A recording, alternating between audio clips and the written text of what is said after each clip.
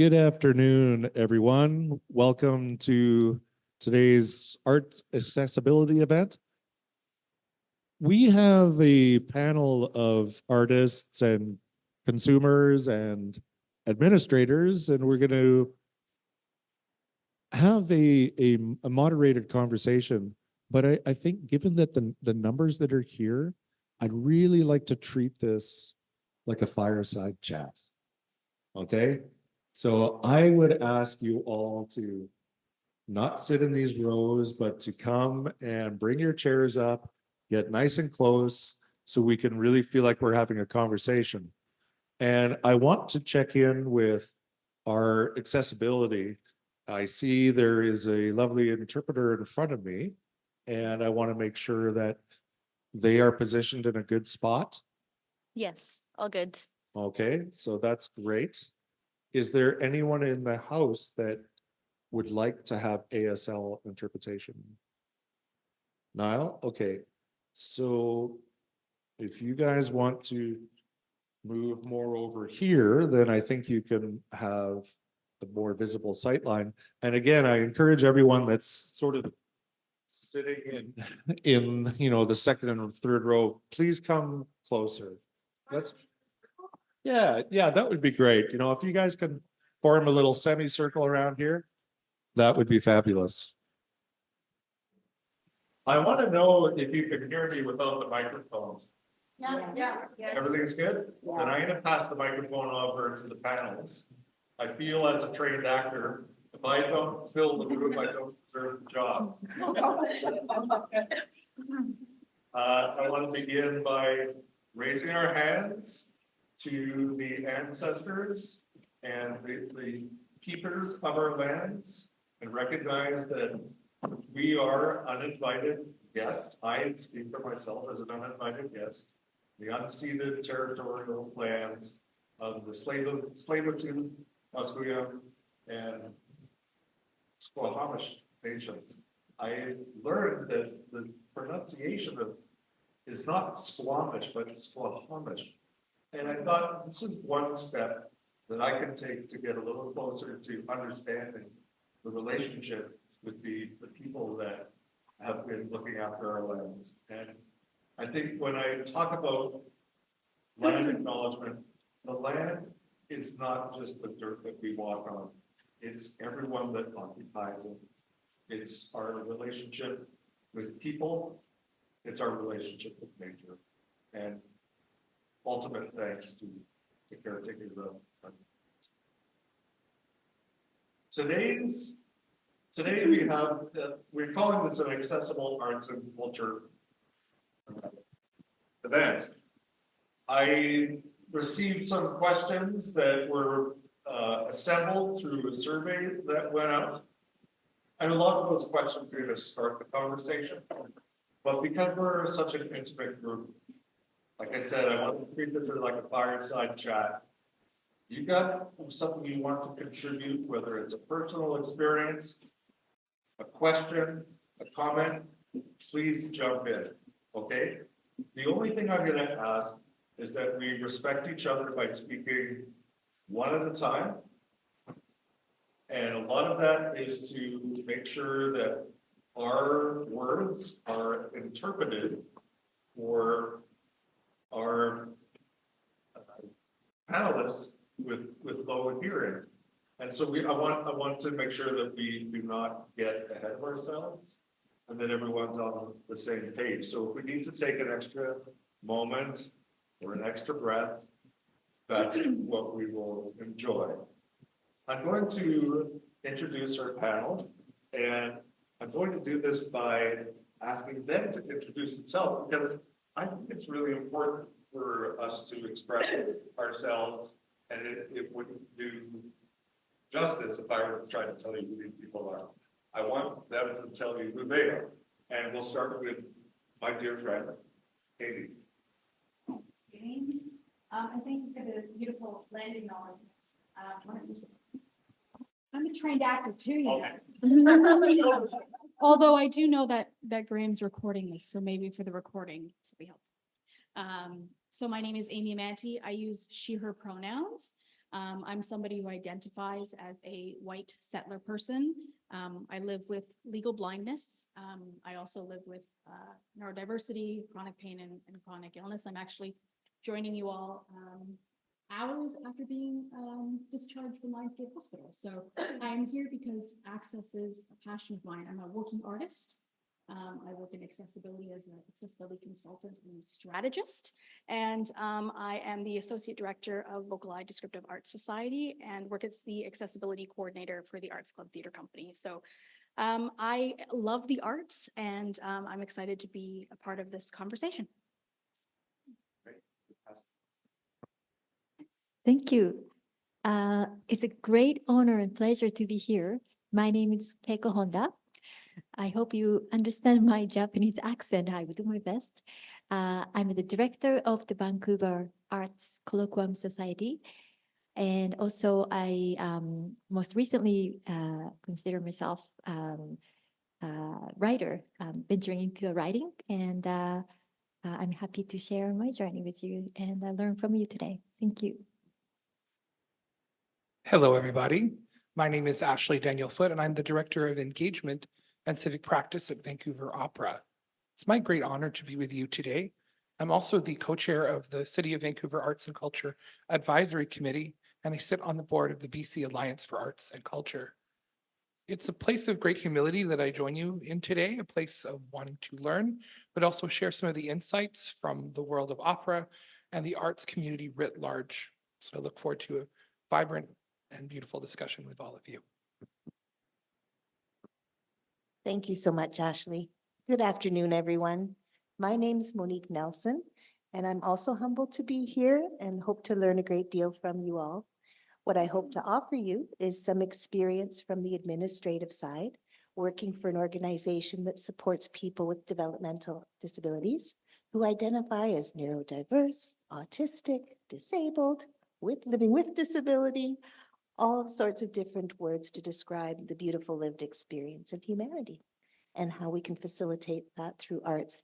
Our big event of the year is the Inclusion Art Show. We're celebrating our 20th year. And with what I think we're going to learn here today, it'll be our best one yet. Over to you. Hello, everyone. My name is Ladan. I am Persian, and I am honored to be here, and I'm really excited to be part of this panel group today. I'm really looking forward to sharing our experiences. My pronouns are she, her. I am an Iranian filmmaker, actress. I have a lot of different hats, actually. I would also add athlete to that. I'm really, again, looking forward to the panel discussion today. Thank you. Great, thank you, everyone.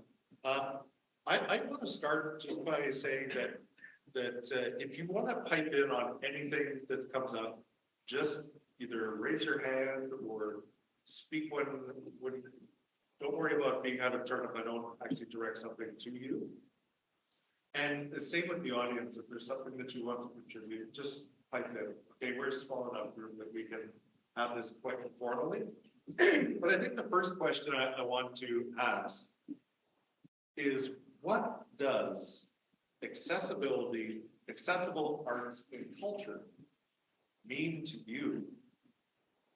And that might help us understand what we're going to dive into. Ladan, if I could ask you to start off. Do you know what? Honestly, I'd prefer to go last if I could. Sure. So maybe we'll start with Amy then. You know, with a name like Amy Amanti, you always get called on first. Story of my life. Accessible arts and culture, that's a really large umbrella to talk about. But I think for me, having access to art is important. There's a lot of people that I know in the disability community, in particular in the blind community, who grew up without art.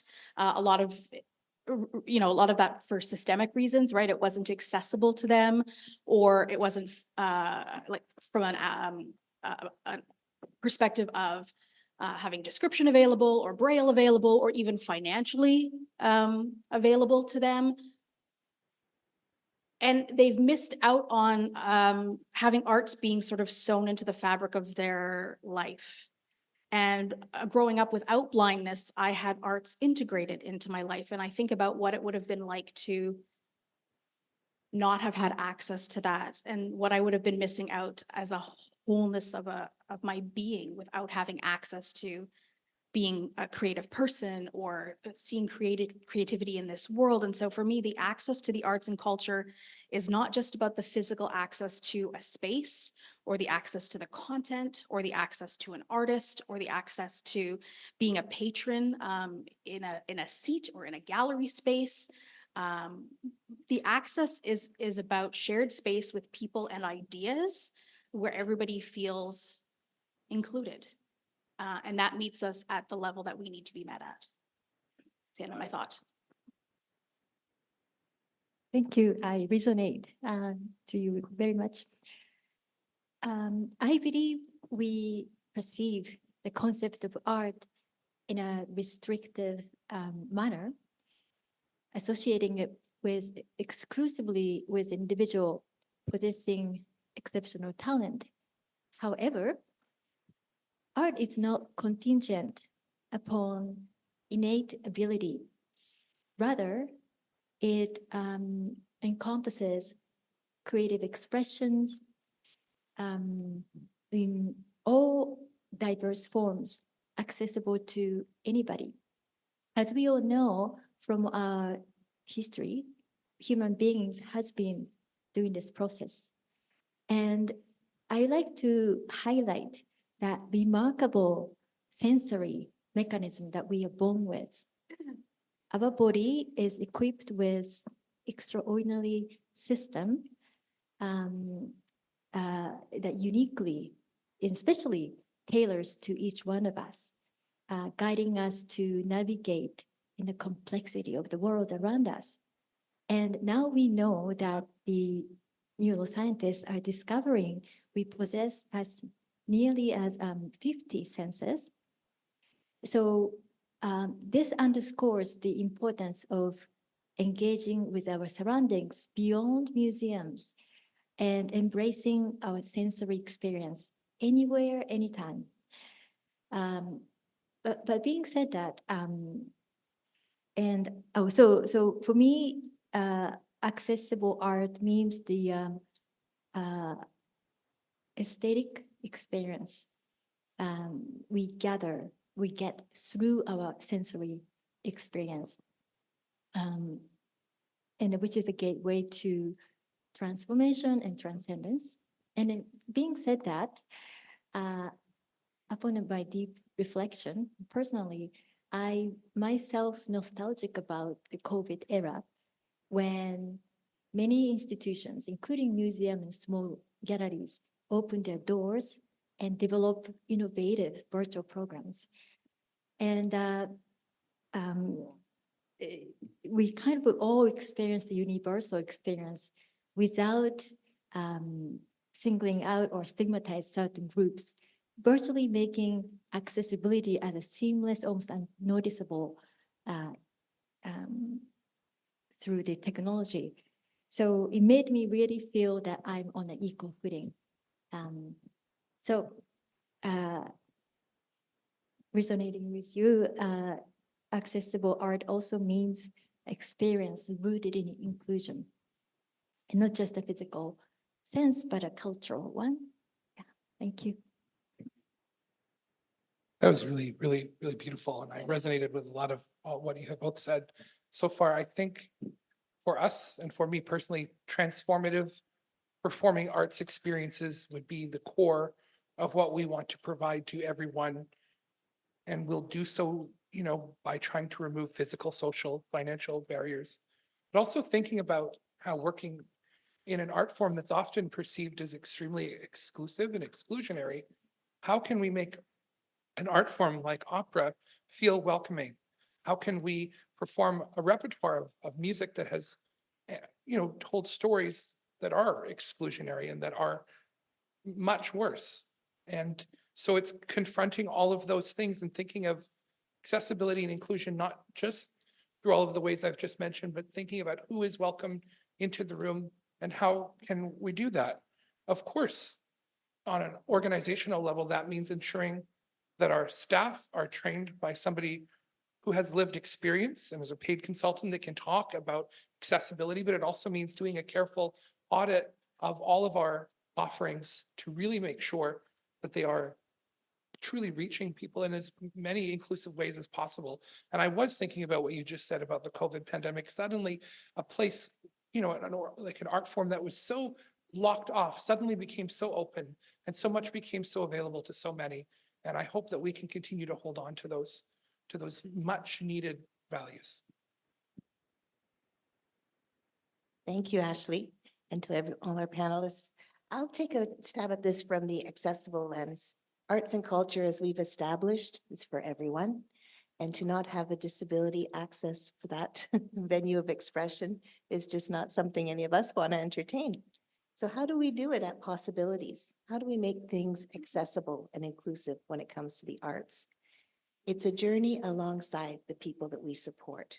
It begins with ideation. How do they want to express? What do they want to express? What tools do they need? And what's our role as supporters? How can we facilitate that expression and not get in the way, but be the supporters? Do we need to adapt tools, processes, systems? And the answer to all of those things is yes. In the theater arts, for example, our stage door actors have taken to film. So they integrate in their live performances video clips, which makes the process more inclusive for those who struggle with remembering lines and less reliant on prompts from the wings. And it allows them to show their strengths in a way that wasn't possible before we made those adaptations. Another example might be in the registration process. It's great to have an art show, but if people can't do the paperwork to get signed up, we're not making it accessible. So we spend a lot of time focusing on ways to bring people in and call them in. And one of the ways I think we make arts more accessible is through the rhythm of producing it, of constantly working together in community so that people know when to expect the next opportunity and who to reach out to if they need help to get involved. And then supporting those artists all the way through, whether it's in a studio creating the work or preparing it for sale and getting it to the customer at the end of the day, or perhaps abandoning it and starting over with a new medium because things have changed. So that's some of the work that we do to help make accessible arts and culture available to our community of the folks that we serve.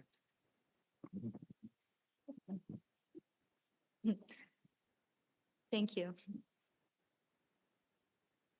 I agree with all the previous panelists, and I think those are some great comments. From a deaf perspective, when I think about arts and culture, I think visual, I think captions, ASL interpretation. However, many organizations, they get stuck with the interpreting process, for example. They don't know how to book an interpreter. They don't know how to go about starting that process. I think I sort of see how people who can hear, how easy it is for them to be able to access any production that they want to. However, people with disabilities, they struggle. They have to advocate. They have to figure out what kind of supports they need. And then when they figure that out, they have to try to advocate for funding. So for example, interpretation, that costs a bit of money and that can be limiting to some organizations. I don't know if any of you are aware, but in Finland, they have a law where everything is required to be made accessible if requested. And so if I wanted to go to any theater production or any arts or cultural activity, I could ask for interpretation services and I would be able to attend. We definitely do not have that same service here. And also from an artist perspective, if I want to be involved in different productions, I struggle as well because, again, organizations are limited in what funding they have as well. And so if I need interpretation services, I'm limited. And so I have to look for disabled specific organizations because all the other organizations say, sorry, we can't provide you with an interpreter. Also, if productions want to be making their productions accessible, a key component is to have deaf advisors there, because a lot of times they feel that, oh, we know how to make this accessible, so we'll go ahead and set this up this way, but they don't realize that doesn't exactly work from a deaf perspective. And so really, it's key to have a deaf person there, an advisor who can provide feedback from an actual lived perspective of how to make that production accessible. Sorry, I know I'm going on and on. I just wanted to share those points. Excellent, thank you. So many of you have already touched on my next question, and that is, how have the arts informed your journey in life with respect to your personal connection with disability? Would anyone like to chime in on that? Could you please repeat the question? Absolutely. How have the arts informed your journey in life with respect to your personal connection with disability?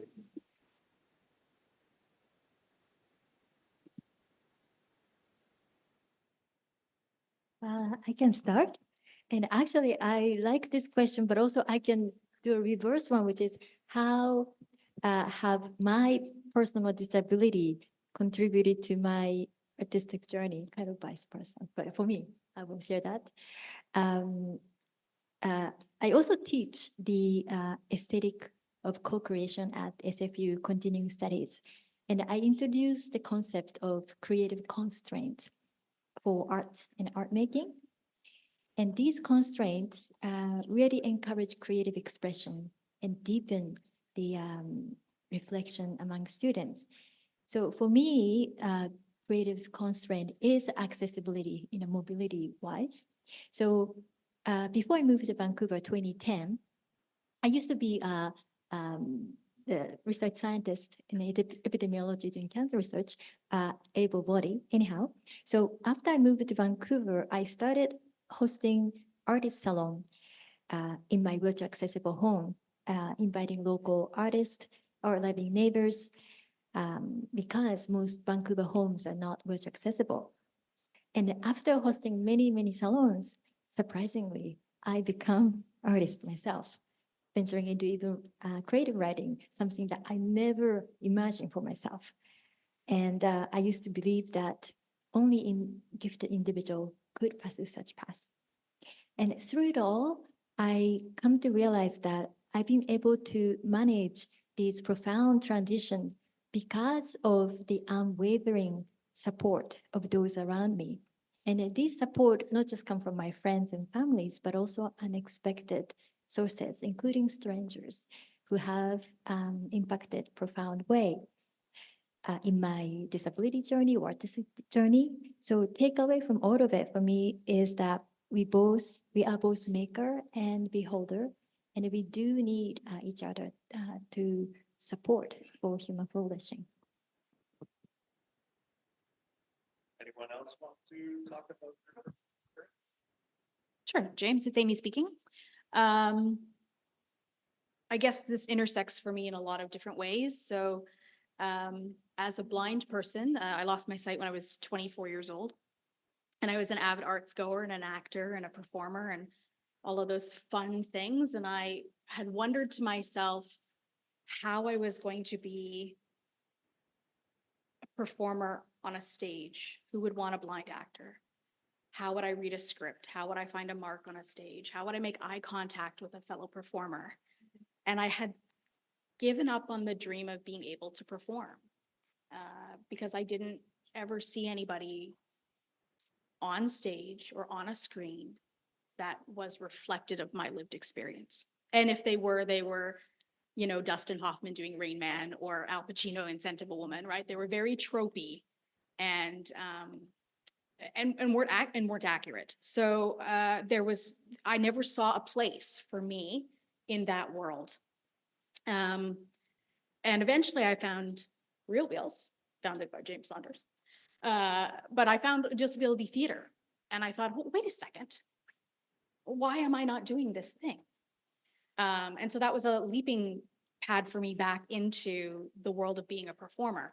As a patron of the arts, I would go sit in a theater seat and take a 2-hour expensive nap because I couldn't follow the dialogue. everybody's laughing, everybody's going, oh, in the theater, and I am listening to voices and I'm hearing whispering and I am feeling the tension in the room, but I have no idea what's happened on the stage. I have no idea what the costumes look like. I have no idea what the space is laid out to be. I have no idea what that aesthetic is supposed to look like until I met Vocal Eye and started my journey with live description in the theater. And then all of a sudden, the world became alive for me. And I could sit in a theater seat and have costumes and characters described to me, have the lines of dialogue listened to through one of my ears while having the descriptions of the action told to me through an earpiece. So when a character says, here, take this, I'm like, what are they taking? You know, oh, take the umbrella, right? Those gaps are filled for me so I can follow the plot line. It's not an expensive 2-hour nap, right? So when I think about those kinds of things from how art intersects my life, now as a person who's not only working in arts access, taking other people's scripts and performing them, but now creating my own work and performing and touring it, that work that I create, access my lived experience in art informs everything that happens on that stage.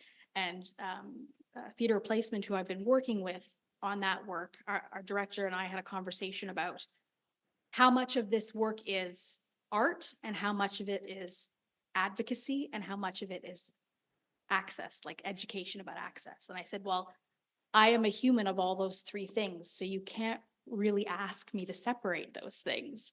I can't separate the advocacy from the art, which is a question that we always kind of have, is how much is this art? How much is this advocacy? And they are, for me, integrated. And so they are a part of my journey in every which way. So I'll end my thought with that.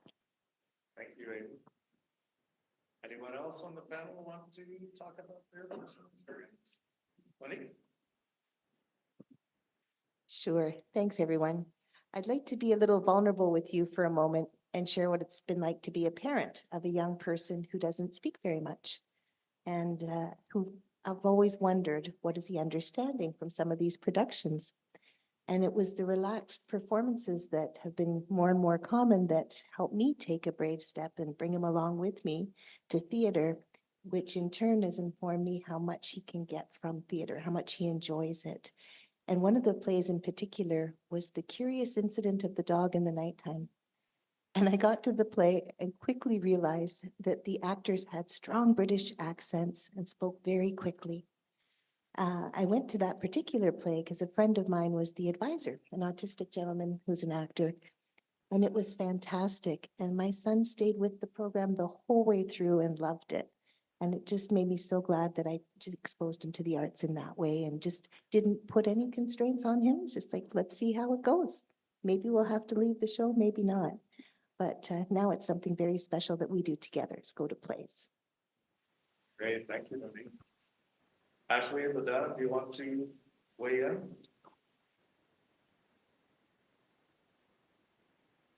Okay, great. So I think what we've all heard is the range of accessible arts is very wide, it's very diverse. The personal experience is very intimate and meaningful. And so I think it should be obvious that arts has such an important place in our world and our culture. It's how we relate to each other. We tell stories, we make sense of our own existence. But not everybody is able to access the arts. And this is a problem. And so ConnecTra put a survey out to try to find out what are the barriers. And they come down into three, the top concerns: accessibility features, physical barriers, and financial constraints. And so what I'd like to do is shift. Amy said it so beautifully, because my next note is let's explore together these perspectives of the artist, the consumer, and the administrator. And Amy, you wrapped it all into one so beautifully in the way that you talk about how the arts, the advocacy, the education, it's all integrated. It's all part of the process. And so as I go through these next few questions, I invite us all to think that we are all artists. We are all patrons. And we are all administrators because we administrate our own way of wanting to connect with the arts. So let's go with this first one that I think is probably going to hit on everything. And we're talking about accommodations. The accommodations from the personal perspective of what do I need to get into a space?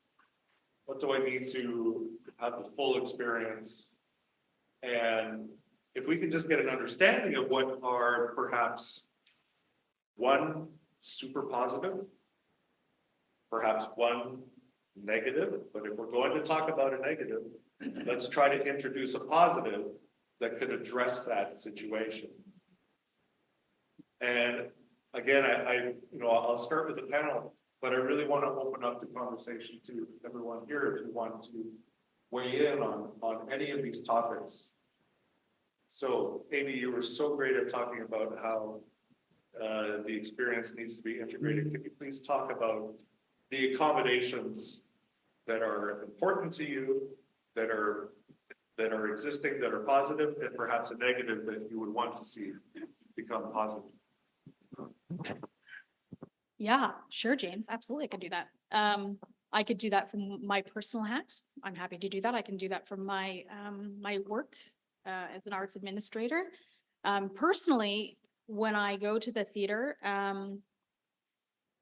I need live description to be able to fully be immersed in the environment of a live theater production. Or if I'm going to a gallery experience, having a described tour. Now, that doesn't mean that the entire gallery is available to me on demand as a tour experience, but let's do a 1 hour highlight tour, for example. Without that, I'm walking in a room with art on the wall that's just a smudge of colors with little pieces of paper that's just a smudge of ink, and I'm probably walking into walls or getting lost or, like something embarrassing. Or having a 2 hour nap in a theater seat. And it's an expensive 2 hour nap. We know this, right? One of the things that I discovered early on in my days of Vocali, when I went to my first Vocali production, was I say Vocali production as if they put on the show, but they're the service provider, right? So they go into the theater company or into the arts organization and they provide a whole host of services, which I think is a real benefit to the organization, because the organization isn't trying to figure out where to start. To LaDan's point earlier with hiring consultants that have lived experience, right? You're getting an organization that comes in and says, okay, we work really closely with the community. We have community members on staff. Here's a whole list of the things that we know are known barriers. And here's how we as an organization can facilitate the reduction of these barriers. And here is what you can do as an organization on your end to reduce those barriers as well. And let's sort of work in partnership as much as possible to do that. And there are many, many, many things that can be done, and you can get creative about them, or you can be really rigid about them. And some organizations are more rigid than others to work with, and the more flexibility you have as an organization to make these sort of systemic and organizational changes, the better it is for everybody. For example, ticket pricing, right? If Vocali comes in and says, one of the things on your list, I'm jumping, James, but if ticket pricing is a barrier, how do we get 50% off tickets? How do we get comp tickets? If that's, the recommendation from the community and the organization, and your organization says, well, we can't do that, well, then you're missing out on a whole population of people that might want to attend, but that might be one of their biggest barriers, right? So for me, before I even entertain the ticket price, I want to know that the show is going to be accessible for me to attend and to enjoy it. I sometimes want to know if fellow community members are going. Is there people that I know, or am I going by myself? Do I have to find a +1 or a +3, or do I have to arrange my own social group? These social activities within community are really powerful things. And so community is really important and really powerful to me. Is there a touch tour that's happening with the show? All of those things become really important to me making a decision. as many of those barriers as we can reduce. I mean, listen, if somebody wants to pick me up at my house and take me to the show and bring me home afterwards, I'm all for that. I'm putting that out there right now. I'm all for it. Because on a, Saturday rainy night at 8 o'clock, I'm thinking, do I want to take the bus for 2 hours to get to a show and 2 hours home? Chances are not. That's also a barrier. It's a known barrier, right? Do I want to wait for Handy Dart in a 30-minute window where it may or may not show up on time or not, or leave me or forget me, or, So there are all of these things that we think about as in planning our day. Do I just have enough spoons? Do I have enough energy to do this thing at the end of a long day or at a matinee or coming out of a medical experience? Do I just have the capacity to do that? So these are all things that I think about in going into my experience into the arts. And one of the things that you can do, I think, when I experience it, certainly, if I get to the theater, so there's two things for me. Access and inclusion for me are two different things. Access for me is about being able to get into the physical space. We know how to accommodate access largely for wheelchair users, right? We can say, okay, is the ramp less than 5% grade? Do we have stairs? Do we have railings? Maybe some tactiles. We don't know how to do, wayfinding for people who use a white cane. We don't know how to do access, a lot of good sensory access. We're not really there with some other things that just become a regular part of our day-to-day experience and access. So when I come into a space, for example, and it's accessible, that's great. If I go into the space and nobody speaks to me, that's the inclusion part. If I've been invited to a theater because the show's been accessible, it's a relaxed performance, it's a described performance, it's an ASL interpreted performance, whatever it is, and nobody comes over and says anything to me, I've not been welcomed or included in that space. And that's a big problem for me. Whether it's a front of house person, whether it's somebody who walks up to me and says, hey, did you know that there's a bar here? Right? There's all sorts of little things. I can sit in my corner all by myself and it's like I have the plague. Just coming out of COVID, maybe too soon. But that's right. But that's the thing. I feel like my white stick is a symbol to tell people to stay away from me, or that people can walk right past me, even if they know me, and not say a single thing to me because, well, I didn't see them anyways.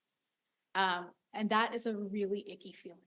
It's really disheartening. It's really icky. So the counter to that is it's really easy to train staff. It's really easy to remind people to be human beings. It's really easy to have people with lived experience come in and just say, hey, here's some things that you can do to lower a burden, to lower a barrier in your space. And at the end of the day, if there's an access accommodation that somebody is requesting that you're like, whoa, that came out of left field. Like, I have no idea how to handle that. There's an example that I use. I'll share this one with you quickly. Somebody that I know has a mobility disability and likes to go to the theater. Don't worry, you all will never meet this person. And called the theater company and said, I like to go to the theater, but these are my barriers. And, I do a lot of laying flat. And so that's really my barrier. And the person at the other end of the phone could have said, well, that's not in our policy. We don't know how to do that. I mean, if you had asked for, a relaxed performance, we could give you the date, or you'd asked for a transcript, we can give you that, but we don't know how to accommodate that. But this person said, you know what? I'm not really sure what to do about this, but let me have a conversation with some folks. I can't make any promises, but I will return your phone call. And so they did whatever they needed to do on their end. And they were able to find a small kind of a chaise lounge in a prop room. And they brought out a chaise lounge and put it like in the wheelchair section, took out a couple of chairs. And so somebody got to see a theater show from a reclined position. It's not in anybody's policy. That's a human to human conversation. And at the end of the day, if the answer was, I'm really sorry, I did everything I could do, we just can't accommodate you at this time, you've had a human to human conversation with somebody who knows that you gave a damn. And I think that that goes a long way. And my thoughts.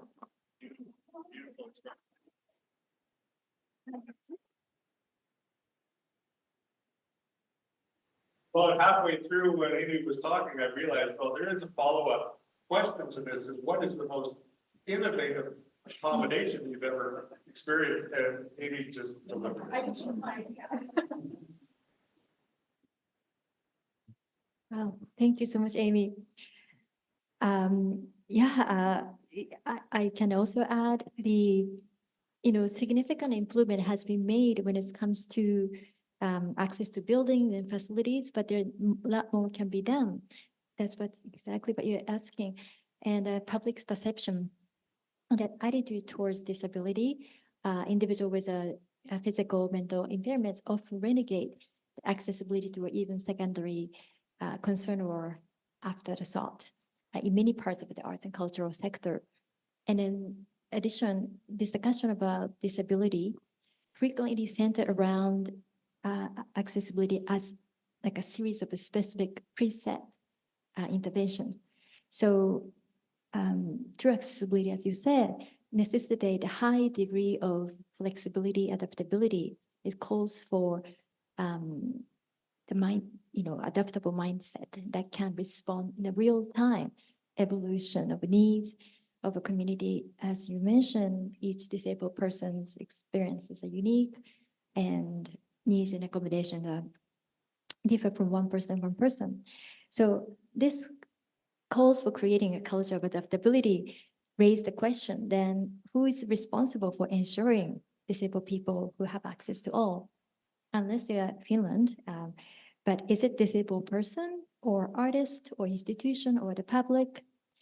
I would say everyone. Although responsibility of disabled people and artists might be a more contested terrain, but for example, while it'll be interesting for artists to incorporate accessibility into their work, this often depends on their life experiences and their level of awareness regarding disability. Artists in many ways reflect the broader society. So there's a need for education that spark imagination, encouraging artists to explore opportunities for inclusivity and accessibility in their creations. So in a way that placing the disabled audience at the forefront could be leading to developmental innovations, which I'm talking about the creative constraint. For example, right now in the University of Minnesota Museum on the gallery, there's a show called The Other Four, Beyond Sight, hear, touch, taste, and all that things that often museum we can't really touch anything but this particular show encourages multisensory experiences. So I think sometimes we can think of disabled audience at forefront. So then challenge artists to work together. Yeah. I was speaking with some of the city staff about this panel today and asking for some information, and they pointed to some reports that they had written. And they, of course, were able to acknowledge that they had been developing physical space accessibility guidelines. But what I realized in their answer was that it was missing so many of the context that all of you have been providing. And Amy, I really have to thank you so much for your answer, because it was so insightful. And it speaks to the importance of taking a breath and listening. And that's something that we do at the Arts and Culture Advisory Council, is we ask the city staff a lot of questions about, well, how are you doing this? How are you helping this? And they say, oh, we've written a report. But what really becomes clear is that the real growth and possibility actually happens in that room when we're able to communicate with each other and listen in the silences for the real story of how we can support and build a community that is inclusive and accessible. And so, one of the things that I think that we are going to continue to do is listen and be challenging some of the bureaucracy that comes out with these fancy reports that aren't really addressing systemic issues. And, there's also been a lot of acknowledgement that accessibility and requirements are being built into grants that are being put out. And we're seeing that come out. But what I've also heard from a lot of arts organizations is fear at not being able to answer those questions properly. And so making sure that resources are available with folks who have lived experiences that can share some of the incredible insights that we've been hearing today are going to be the first step at acknowledging our humanity as organizations as well. Well said, thank you.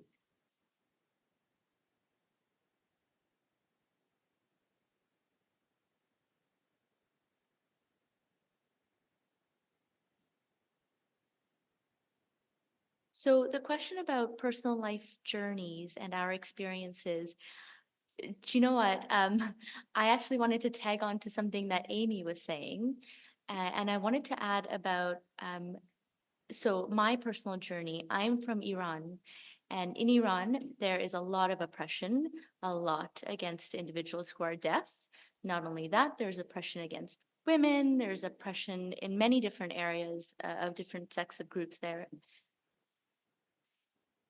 My dream in Iran was to be a lawyer, a scientist, and I was told, no, you can't.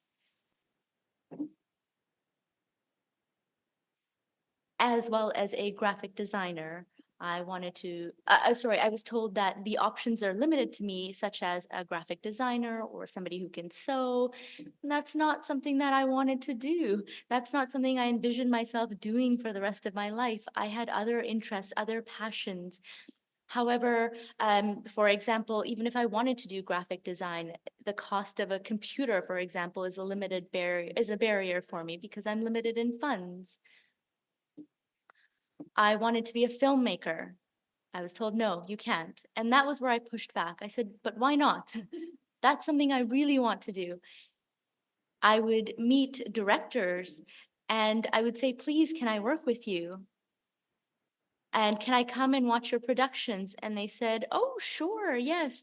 You can come watch a short play and you can be involved for a bit. And so it took a lot of advocacy, a lot of pushing and reaching out on my end to really fight for a place in that area. But those were great experiences because I could then learn from that to become a director myself. But again, the systems in Iran are in a terrible state. There's a lot of violence, sexual violence, gender-based violence, and oppression. And so I came up across a lot of barriers. And so additionally to that, being deaf was really hard for me. And I know a lot of people, unfortunately, very skilled talent who've had to leave in order to pursue their passions because of the oppression that they were experiencing in Iran.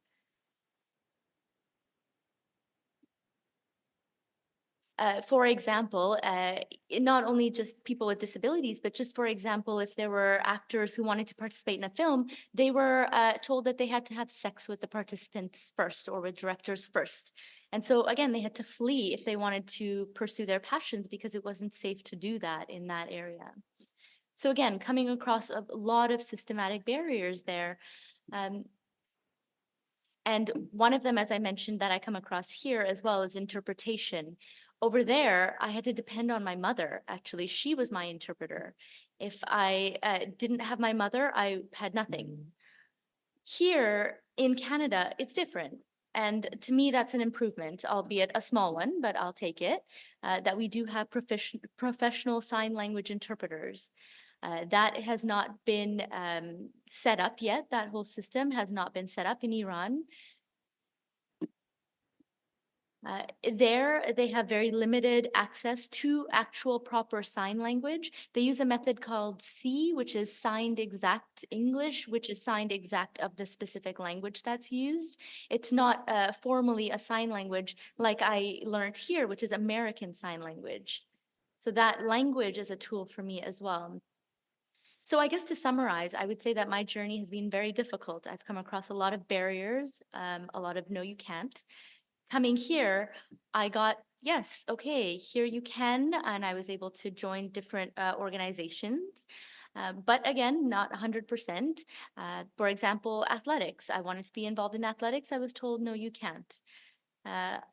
Sometimes if I want to take a course, I'm given a very large textbook and told, here you go, learn from this. Well, English is not my first language. It's not even my second or third. Farsi is. So it was hard for me. But I did study and do my best to get through, and I did graduate with a BA. In Iran, I did have some coaching support, but not as much as I would have liked, again, to pursue all the great ideas that I have. And coming here, again, like I said, great improvements for sign language, even though I had to learn American Sign Language. But a lot of times my barrier was you need to have great English level proficiency, which I didn't have. So, so many challenges I've come across. I would say America is quite different. Their system is a bit more ahead than we are. So here I had to take a 10-month English level course. And I think something that people don't understand is people who are deaf, English is not their first language, sign languages. They've never heard English. So when you don't hear something, you don't have exposure to it, you may not know the words, you may not know the language, right? And so people forget that growing up, they had such easy accessibility, they were able to just pick up and acquire the language of English. When we talk about sign language interpreters and accessibility, there's the Arts Club. And I remember how surprised I was when I saw that they were providing interpretation for their plays. I had never seen that in real life. Like I said, Iran definitely does not have that sort of accessibility. But here they did. And they did provide interpretation for a few of their productions. They had closed captioning, very eye-opening. And I wish it was elsewhere as well. There's so much more I'd like to see, so many more performances I'd like to attend. But when I ask, will there be interpretation? I'm told no. Yes, government does provide some grants for providing accessibility, but it's limited. It's very limited, and so you get a window of one production for one specific day that you can attend, if that. I'm sorry, I could go through. There's quite a few other barriers that I've come across, but I think I should wrap that up now. Thank you for listening. Yes. Okay, so I hope everyone had an opportunity to stretch, get a beverage. And what I can see is that there are a lot of wonderful conversations that are happening. So I am going to invite everyone to wrap up that conversation, but to bring the value of that conversation into our second half. I described to you that I had a series of questions from a survey, but I think with the group that we have here, I would like to get the questions from us. And so I'd like to offer that this next section of today's event is a conversation, and we can ask our questions, we can respond, we can share, we can learn, and hopefully we will be moved and motivated to bring about change when we go through the doors today. Does that all sound like a good plan? Okay, great. So I think then I just want to put it out to anyone if you want to raise your hand to ask a question, or if there's a particular topic that we want the panelists to speak on, and then we can go from there. And so this includes everyone on the panel too. If there's something that you want to discuss or ask question, then we'll go for that as well. Lidan. I actually did want to bring up a point about the survey. I do have some feedback about that survey. So there's a term on it that says about hearing impairment, and that term is actually not used anymore. It's actually not considered a proper term to use. Deafness or deaf is what we use. Hearing impaired was used previously, but it has a very negative connotation now. It's got a lot of negativity associated with that.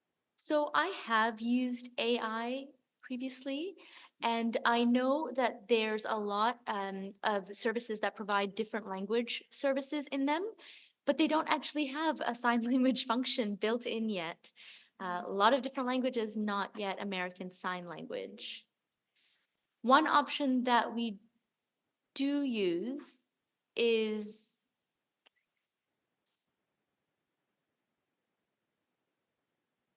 so one thing that I wanted to talk about is video relay service. And that is an option that is that was established in 2016, and that is for any deaf person to be able to make a phone call using a relay interpreter. And it's a free service provided by the federal government and the CRTC. And the interpreters work in a call center. And so anytime I want to make a phone call, I would dial a number and it goes through the relay service. I would say one of the challenges with that is, however, the skill level of that interpreter. They do vary. When I think about translation services, if I get something in English and I want to have that translated into sign language, I need to pay for that out of my own pocket. If, like I mentioned, if I take a course at a university or a college or something, the onus is on me to be making that payment to have this service transcribed into sign language. So that is, again, another out-of-pocket expense that many people are not able to afford. Even with sign language interpretation services, the only thing that is covered in BC is for medical interpreting services, and that is for MSP appointments only. Anything else, even a community event, if the organizers are not providing the interpretation, I would have to pay out of pocket for the interpreters. Question. Hi, it's Allison speaking. I was wondering, because I've seen some colleges like BCC provide students to come in and as practice, they become almost pseudo interpreters. Do they work if we have such a shortage in interpretation? Thanks. Did everyone hear that question? Yeah, okay. Thank you, Allison, for your question. Yes, there are student interpreters at VCC. They are required to complete a 4-year program to then become certified to work as an interpreter. The one ideal solution to this, having the shortage of interpreters, would be great to have government funding for those interested in taking the program to have it covered for them, because there's many who are interested in taking the program but can't afford. So I think that would be an interesting option to look into.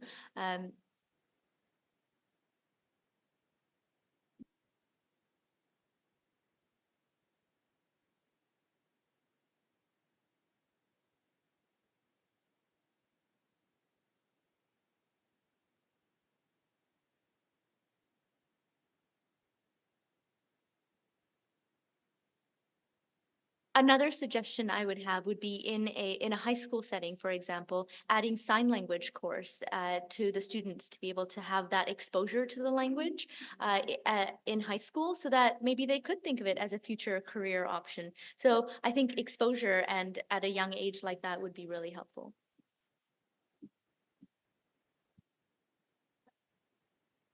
Okay, Maureen?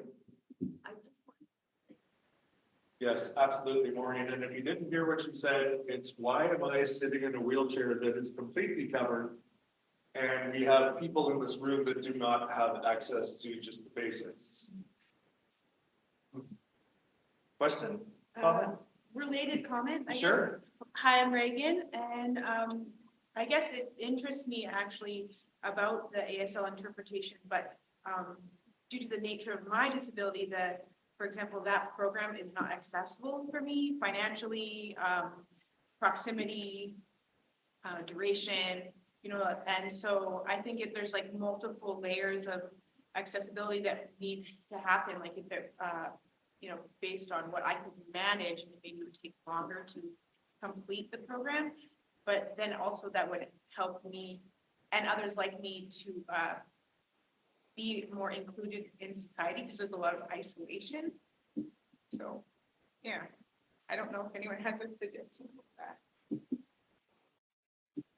I would think a lot of us have had experience and moments where we feel like we're, either our voices aren't being heard or our bodies are not being recognized.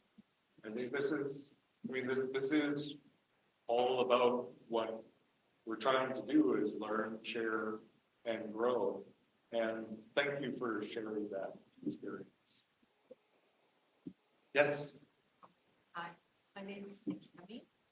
My disability is a brain. I just wanted to share something that was quite an interesting technology.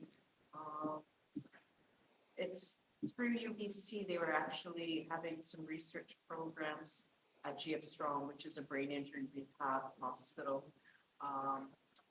But one of the devices that one of the researchers has come up with are very lightweight gloves. It's very fine-tuned. It works with an AI program. I looked at a lot of things. I put it on myself.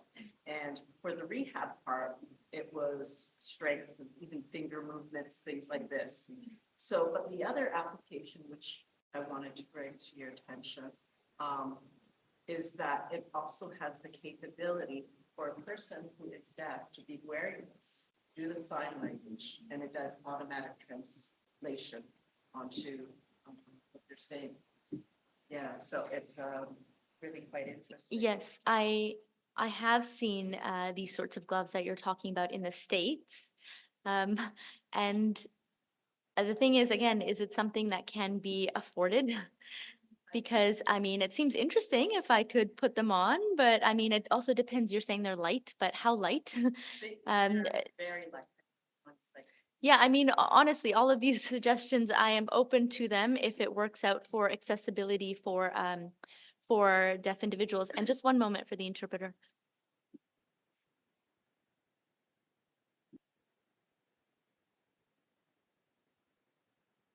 Sorry, just one moment for the interpreter, just clarifying a point.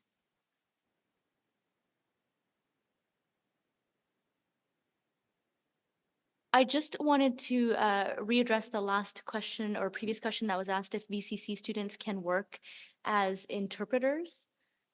And I would say it's very limited in the areas that they do work. They are vetted to make sure that it is something that a student can do at their level, but they are not the same as a qualified, trained after graduation professional interpreter. Yes. Hi, I'm Sandra, not speaking, one of the directors. I just want to welcome you.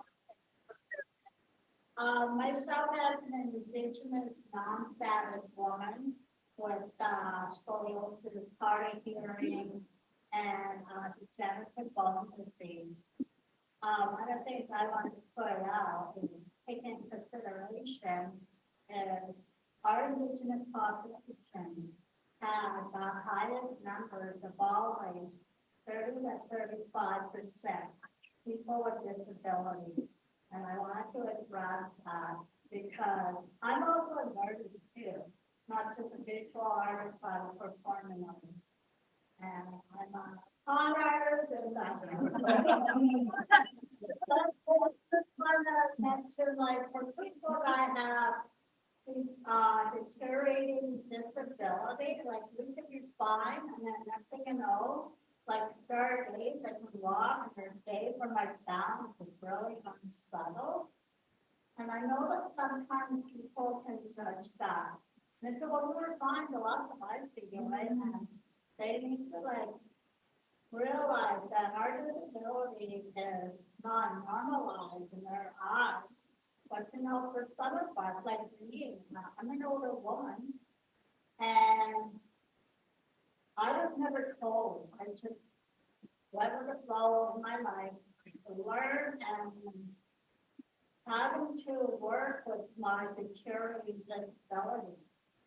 And it goes for any of you guys who have become permanently disabled, right? You know, overnight. And I wanted to share that because I really think it's important, like non-status indigenous people don't have the same access rights as a status individual. So for instance, if they're by somewhere and it's like a user act, which is help, it's like a list. And I can pick up sound. This I paid out of my own pocket. Luckily, I was employed. For people that cannot afford that, don't have that luxury. So I just want to share that to take into account. We have non-status and status neighbors, but don't have the same benefits, same rights as well. Thank you. On my relation, good work. Thank you for sharing. Appreciate that. I kind of want to respond to what you're saying. And I'd like to share my journey into disability and through disability. I was injured, spinal cord injury, when I was 20. And I went through GF Strong, same rehabilitation center. And I had the unbelievable support of the vocational services to pay for my degree, if I wanted to go to school, to pay for my wheelchair, to pay for the adaptations in my vehicle. I was provided accessible housing that was subsidized so I could afford, as a person that was, at that time was just purely student social benefits. And I thought that all disabilities were treated like this. Right. And that's not the case. And I realized that my status, if you will, as a person with a spinal cord injury, with a very visible wheelchair, isn't a place of privilege. On top of that, I am a white male that has a powerful voice that can fill the room that is also a place of privilege. And so it's taken me time in my journey to understand that this is not the experience of everyone living with a disability. And I'm becoming more and more aware as I participate in functions like this, when I listen to the lived experience, the knowledge, the wisdom that is shared, that I realize that I'm lucky, right? I'm really lucky in my journey. And I want to personally learn more, especially to learn more about the non-visible disability that is not so easily recognized. So I really thank you for bringing that up, because I now have learned from you, and I get to take that experience into my next conversations. And hopefully I could have some sort of positive influence on whatever those conversations lead us to. Yes, Maureen. Because when you go, things of nature, sorry, I think. I'm so glad of it. Because we exposed all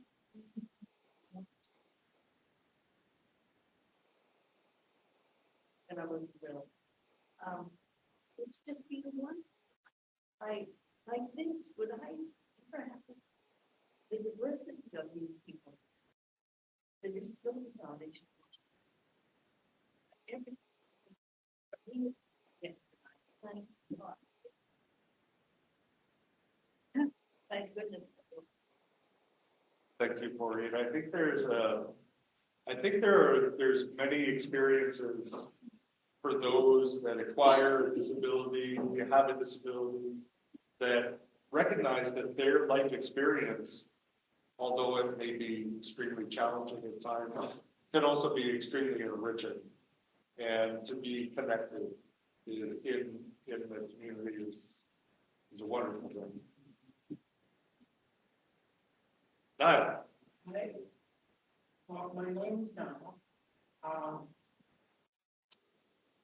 I have a disability, but I'm single. became through challenging, difficult to learn, reading disabilities I have. And I have a hard parent.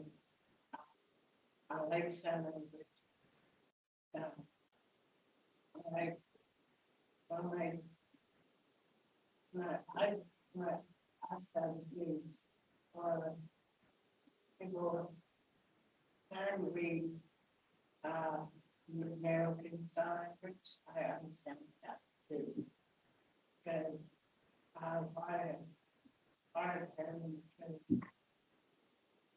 I'm everybody has able, and it is anticipate panels for.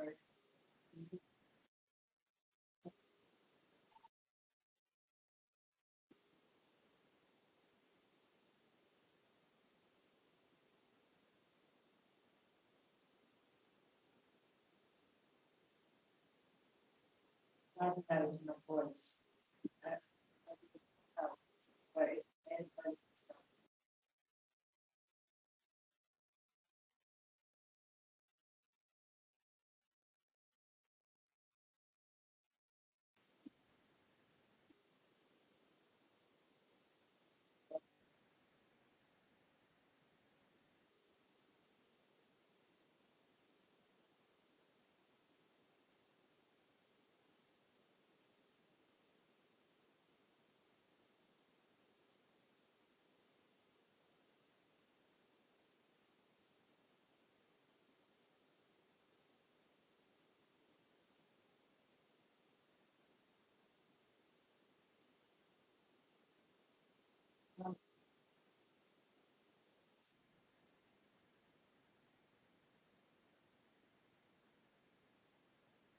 in my speech,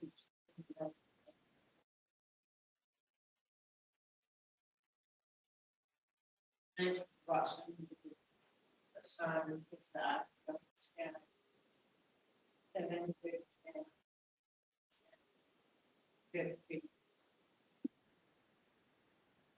And wouldn't it be great if that was everywhere? yeah, I Yeah. like that. Thank you. We have about 20 minutes left with our time today. Do you have a comment, questions? Kind of a question, Okay. actually. First, relay or resonating with what you guys say that, at least based on my experience, we always look at accessibility from the point of view of person with disabilities and the world. The thing is that this experience of person with disabilities is not accessible to rest of us. For example, as Amy was talking about watching play or trying to connect with the play, in my work, I do accessibility, and so we write alt text for images. Okay, and the person said, an image of a dog, for example. Yeah, okay, thank you, but what's the relation between the content, which type of a dog is? Why you are putting this dog here? Is the dog laughing? Is the dog angry? Is the dog looking upward, looking downward? Nobody wants to take the time to understand that describing these details is important to the user. Same thing with captioning the video.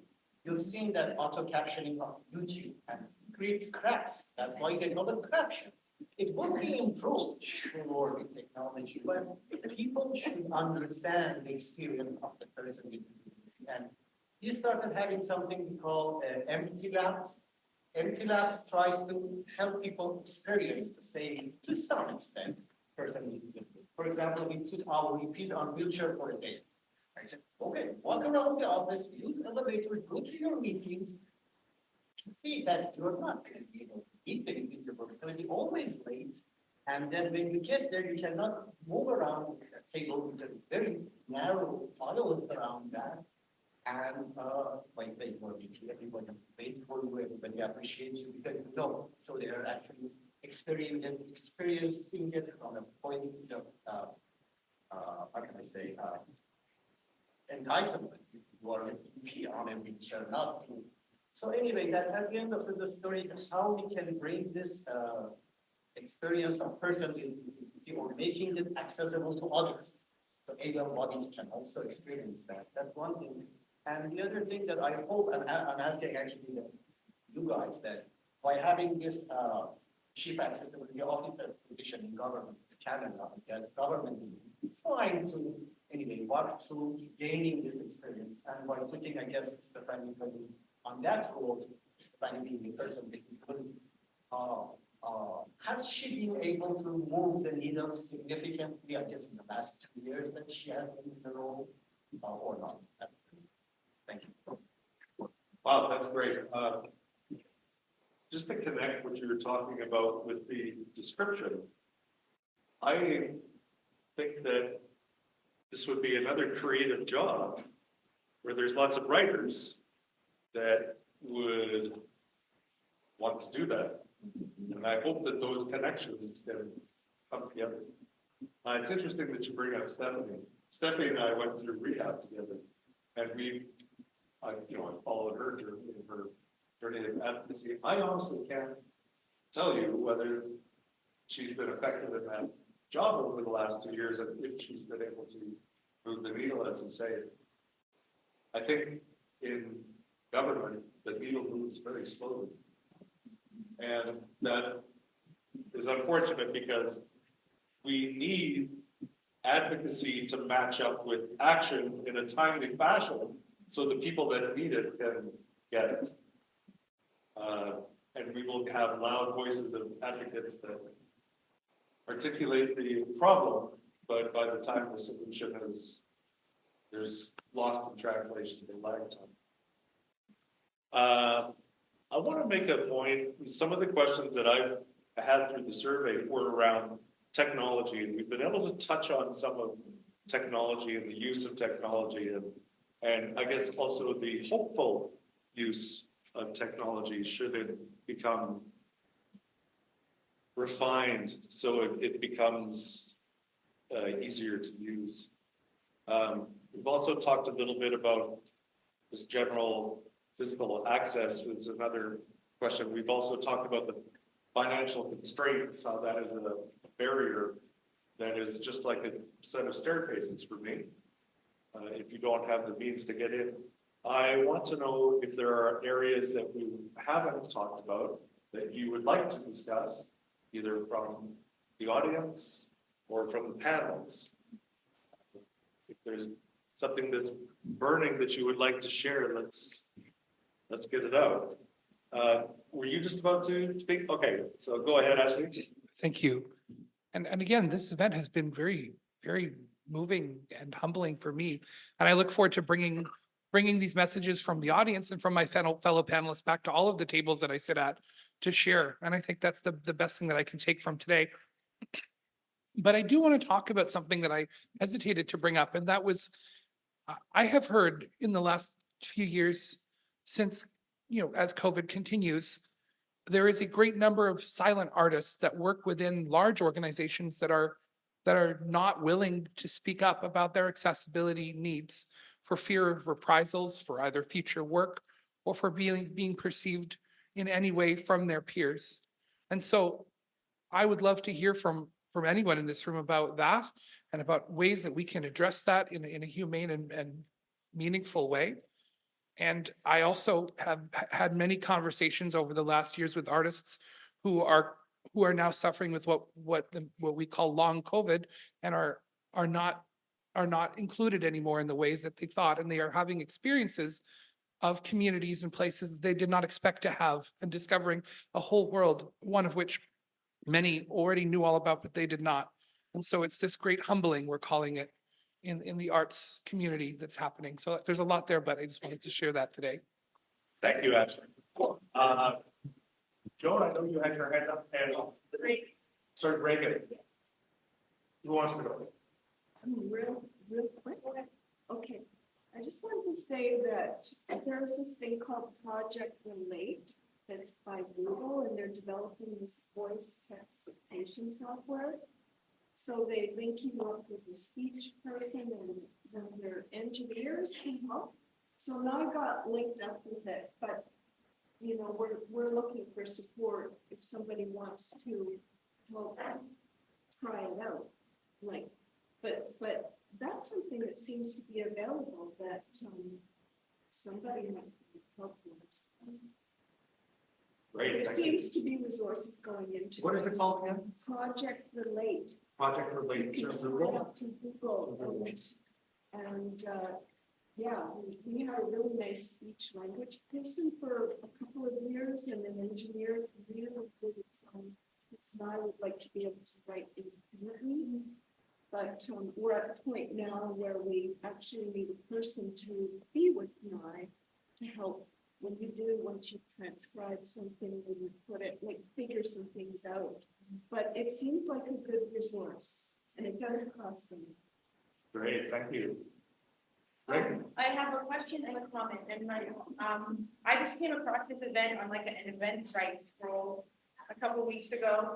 And so I wasn't sure if it was like meant for just anyone or if you'd be professional in the field of accessibility, but I was like, I'm just gonna come. And I just wanted to ask if there's anyone from Creekside that is here in the meeting. Of the building here? Yeah, well, it's a community center and this is about arts and culture accessibility. So I just wondered if there's anyone from the community center that is attending. Is anyone here attending part of the community center? Okay, so that's just like it's something I think about. Like this, yesterday, I think I thought of. I live in Richmond, and I'm going to leave my son alone here. But one of the things that I've been working on since my disability acquisition is like rebuilding my reading and writing and just like communicating with people because I lost a lot of that.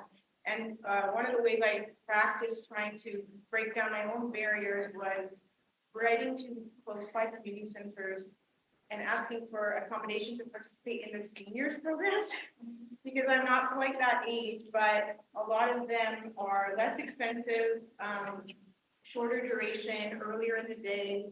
And so I just wanted to put that out there as an idea, if you know of anyone else that's finding regular programs difficult to access. And then my comment related to that is that within that, there are still barriers because even though I live in Richmond, each community center is kind of operating on their own. So I have to like use from my energy budget each time to like write a letter and ask and explain why. And it's just interesting how like there's an understanding for seniors that I don't think it applies to everyone, but they're in general less income, maybe some different needs. And so I would just encourage anyone else to sort of think about that. It's like, who cares if you're younger, if you can have the courage to write that. And I've had, like I said, it's quite emotional for me, the isolation and overcoming that, but it's been really enriching to participate in the 4 things that I've done. And I'm just excited to like connect with people here to see what else I can learn or offer to share. So. Oh, thank you. That's right. This is the like ultimate success of the day. Yeah. That we brought you up from Richmond. Yeah. And you've been great. I'm so tired, but I'm so glad to be here. No, really, like this is that's the greatest success. Thank you. Can I offer something, James? Please. It's Amy speaking. To what you had asked, Ashley, or had mentioned about artists with invisible disabilities. I have 3, 4, 5 invisible disabilities. When I use my white cane, which by the way, I have to pay for, nobody pays for this, basic tool for navigation, I have to pay for it. I don't have the privilege of being able to pass Sorry, being able to pass as temporarily able-bodied, a TAP, right? We're not promised a life free of injury or illness for its entirety, right? So when I come into a room, I have outed myself as living with blindness. Nobody sees my chronic pain. Nobody sees my chronic illness. Nobody sees my neurodiversity. Those are things that I would need to disclose should I have an access need for those things. I'm very comfortable doing that. Of course, not everybody is comfortable, and of course, there's no requirement for that. So even if we have a survey that says, we want people with disabilities to engage with our programming, please let us know if you have any access needs. they can look at that and say, thanks very much, but I don't feel like disclosing my access need. Yeah. I'm gonna show up to the program and it's either gonna work for me or it's not, or maybe I'll mention something in the moment, or maybe I won't. And then, of course, the facilitator gets upset when you show up in your wheelchair and you didn't say anything, or you show up and you did, right? As if it was your job to, they call this bio-certification, right? Keep reminding them of your disability, keep educating people, keep, reinforcing or convincing folks that you have access needs that would, help facilitate your engagement. I often have a call out to my artists friends, and I know how difficult it is. I know in my bones the stigma that is still existing when you have disability, how hard it is when you have access needs, and you don't feel like you can advocate for yourself, or don't want the extra lens, the extra gaze of, today they're saying they have a mental health experience. They didn't say that yesterday. Should I be afraid of this person? That all exists the minute you have an access need that you didn't have yesterday, that you didn't share that you had yesterday, that you could have had your whole life. My call out is this. We're in an age where I hope that we are getting a little bit more, that we're having these conversations in a way where we're hopefully making a safer place to do that. That is my hope. The more of us that can create safer places and share our lived experience, the more we can support each other in that work. So for me, and our new statistic is 27% of the population identifies as living with a disability. Those are the people who took that survey, right? Not necessarily everybody that's in Canada, but the people that took the survey. When I look at my stages, when I look at my TV, when I see that 27% of our population identifies in this way, and I know that roughly 4% of representation is on TV and stage combined, and of that 4%, less than half of it is authentic, as in lived experience written, lived experience performed, lived experience, right, created. I know that there are people who identify with invisible disability that are part of that production, that are part of that writing team, that are part of that the staged crew, that are part of the film, whatever it is. They are part of that 27%. And it would help me to know that that diversity is there, that my people are there, that we're represented there. And I know the fear that it takes to say, hey, I'm one of the 27% or the 35%, as Sandra's mentioning. I know the fear that that takes. Trust me, I know I got more invisible disabilities than I got visible disabilities, but the call out is there a way that we can join each other in the disability justice movement? If we can see representation of each other, maybe change happens faster. Right? I truly believe that we all in this room, you don't have to be the CEO of a company, helps maybe if you are, but we all have the ability to make change.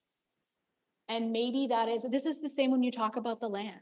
We all have a choice whether we're going to purchase something that's wrapped in plastic, or whether we're going to recycle something, or whether we're going to reduce our carbon. We all have a choice. In the work that we do, sometimes I make accessibility choices and they don't work out, but I've tried something. I've engaged with community and I've said, hey, we're going to give this thing a try. It's an experiment. If it doesn't work, it doesn't work. The captions that LeDan was talking about earlier at the Arts Club is an example of that. We've done a pilot project at the Arts Club with open captions at the Stanley Theatre. We had a couple of folks walk out of the show because of open captions. Literally walk out of the show at intermission because they were disgusted that there were captions at a show. And I was mind-boggled. But we had 630 people who did not walk out on that show. Right? So where do we get to a culture where, for example, if you need transcripts on your phone, and we've all been told in the theater that you have to turn your phone off, but what if somebody uses that phone as their access need? So where do we start to change that culture? Right? Because then the person next to you goes, oh, I was sitting next to the person with the light on. Well, they're accessing captions. So this access, this inclusion thing, we all have the ability to make change. It's just about whether or not you're willing to put your big person pants on and take the flack from somebody who walks out of your show for the benefit of the people who never get invited to the show. And that's what I think.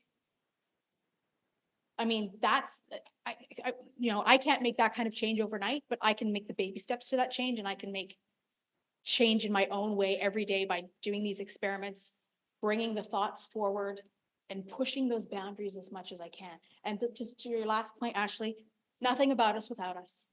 Nothing about us without us. So if you have grants that you're writing, if you need consultation, if you want people to help you with your alt text, I mean, I understand this idea of, live a day in our shoes kind of idea. It's quite controversial in some disability communities, like in the blind community. You can never put a nightshade on somebody if you're not a member of the blind community. Very controversial. However, if you bring a community member in to do that in the right way, you've one, included community, and two, made a point. You can help bring the community in to use the right language, to employ us to be a part of this process. That goes a long way. There are people that are hungry and waiting for work, that are ready and able to do this work, that should be doing this work. And how do we get people to come and get our butts in opera seats and come into our galleries? We bring in people from the disability, from the deaf community, we hire them, and they help us engage with the community. If we don't make relationships with those communities, those people are not coming. That's the end of my thought. Thank you, Amy. Thank you so much. Just quickly. Sure. Thank you, Amy. I just wanted to add to this, joining to the disability movement. There's a world report on disability published by the World Health Organization. And they state that disability is a part of the human condition. Almost everyone will be temporarily or permanently impaired at some point in life, and those who survive to old age will experience increasing difficulties in functioning. So, disability is not, it's perceived as almost like inherited traits or medical condition, but the reality is that many individuals will acquire disability at this point in time. So I think inviting wider communities into discussions really fruitful. It's hard to follow up on what these two have just so beautifully, eloquently expressed. Thankfully, we're out of time. So I want to extend a personal thanks to all of the, yes, Lynette. Sorry, I know you just said we ran out of time. I just wanted to add a quick comment. Amy, that was amazing. Thank you so much. And you've always been such a great support and advocate with the deaf community. Really appreciate that. Your comment about using phones as captioning services, for example. Sometimes you need to be really close to the production to be able to do that. If it's something that's spoken, for example, or stage production, and that's hard to be at the front and get that kind of seat to be able to do that. The other thing is when we're talking about government covering for accommodation needs, we've talked about how the wheelchair was covered, but did you know hearing aids are not covered? And so we need to pay for that. And the batteries as well, the molding, all of that has to come out of pocket. And so every few months, 6 months, for example, the mold has to be replaced. And so we have to spend a lot of extra money to do this. This is very, very different to the European model where everything is covered. Not only devices like hearing aids and mold and all molding for the inner tube, it's services as well, like bus services, accessibility or any sort of transport services is covered for people that require additional needs. Museums are free. All of that is completely open to people with disabilities. It is not the same here, and it is really frustrating because we are told, you need to pay for this yourself. You need to take care of this yourself. If I need to go to a museum and I need a support person, I need to pay for that. So how am I going to go to a museum? I mean, so many people are not going to be able to afford this. And so we're limited in spaces that we can access. This summer will be 10 years that I've been living here in Canada. Oh, I'm so sorry. My thoughts slipped my mind.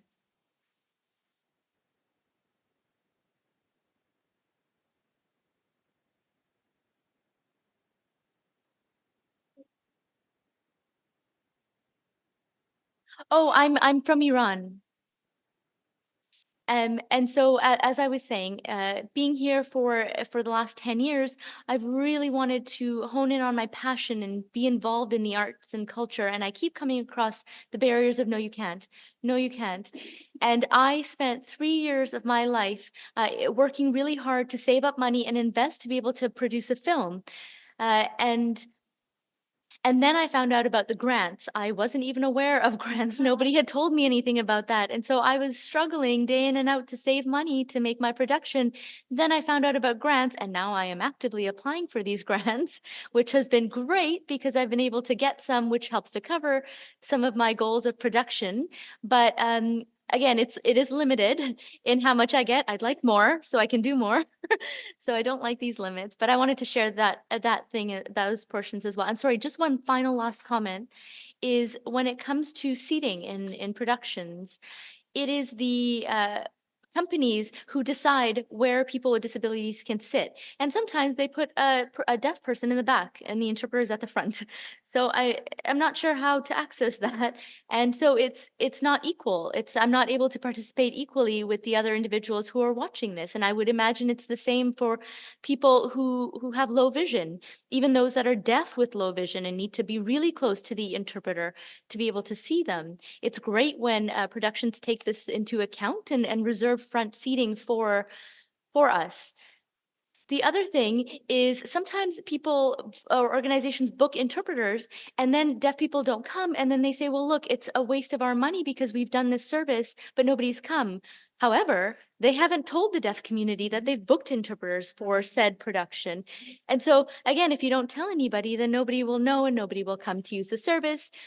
The whole cycle is that if they keep doing it that way, then they choose not to book interpreters and then nobody comes and it just never happens. So needs to work hand in hand with the community. Final points. Thank I've you got for your one time. quick thing just to say to Ladan. You're absolutely right about the seating. You know who you're competing against? Subscribers.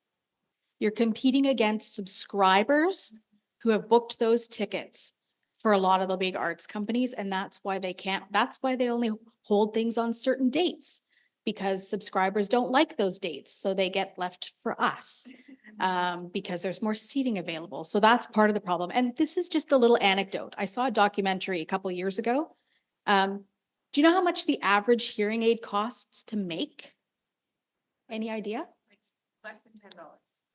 60 cents. 60 cents is what it costs to make, including the battery. In materials, you mean? The whole thing costs 60 cents by the time it goes through the manufacturing process. And what do they charge? $5,000 a pair. So, I mean, come on, seriously? If you gave every hard of hearing person on the planet a new pair of hearing aids every 4 years, like, this is good use of taxpayer money, friends, is all I'm saying. It's good use of taxpayer money. Can I just add to that if I can? Just to what Amy said. The government of Canada does provide free cochlear implant services, actually, which is not in line with what the deaf community wants or needs. There's a lot of negativity associated with the cochlear implant. A lot of individuals who had cochlear implants who are deaf have changed their mind or not wanted that later on. Or some have preferred a hearing aid instead, because a cochlear implant is actually a physical procedure. It's a surgical procedure. And so some people don't want that, would rather take a hearing aid instead and are being told, no, we won't cover that. We will cover a free surgical procedure into your brain to implant this device. But if you want an outside, just a on the ear device, no thanks, we won't cover that. Another thing to add is about television and captioning.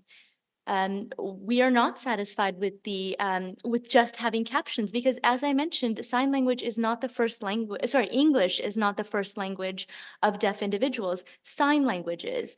And so we would like to see a sign language interpreter on the screen when we're watching programming. There's a lot of immigrants who come here from various countries, and English is not their first, second, or third language. And sign language is mainly the language used by deaf individuals. And so to have a sign language interpreter there would be incredible. But no, we're just good enough with the captions that's there. It's always been there. It's fine. It's good enough. And they don't realize that that doesn't serve the deaf community.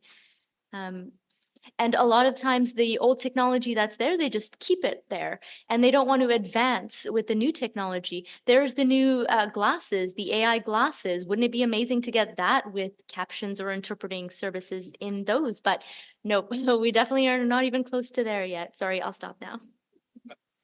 Can I say one thing related to what Ladan said? I've noticed too, just out of my own curiosity for deaf individuals, I sometimes watch programs with the captions on just to compare what's actually being said with what is described.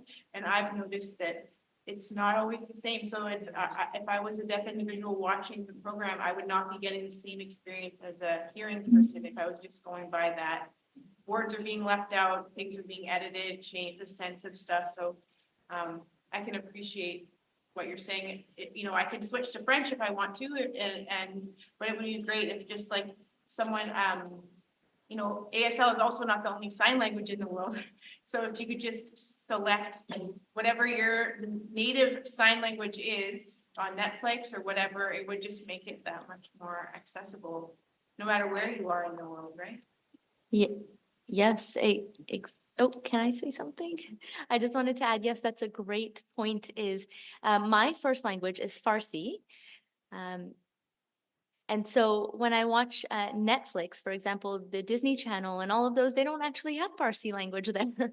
So that's my first language I would like. There's so many other languages, but this one language native to Iran is not there. I would like my first language to be there. So that's another barrier that I come across as well, just from my personal journey.